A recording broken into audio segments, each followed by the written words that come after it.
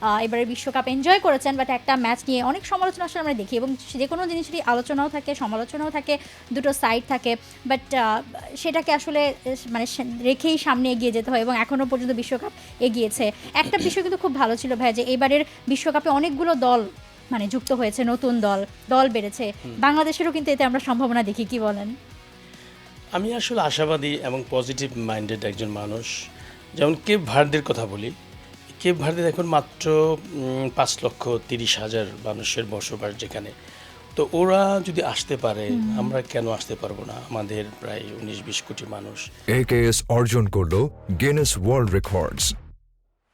AKS এটা হলো সে দৃষ্টিভঙ্গি কিংবা মাইন্ড সেট আপ বা এরকম দৃঢ়তা থাকতে হবে যে আমাদের যেতেই হবে।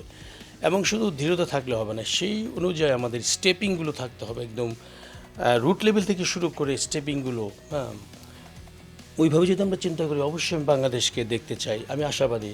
এবং সেইভাবে যদি আমাদের গভর্নমেন্ট, আমাদের যতগুলো ক্রীড়া সংস্থা থেকে শুরু করে যদি উইংগুলো আছে, যদি আমরা একত্রিত কাজ করি এবং দেশের হয়ে যদি কাজ করি, দেশকে উপস্থাপন করার যদি এই চিন্তা চেতনা যদি থাকে, তাহলে অবশ্যই আমরা বাংলাদেশকে একদিন বিশ্বকাপে দেখতে পাবো।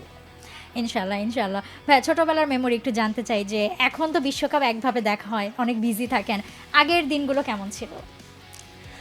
আগে আসলে আমার বাড়ি এই ঢাকাতেই, নবাবগঞ্জে।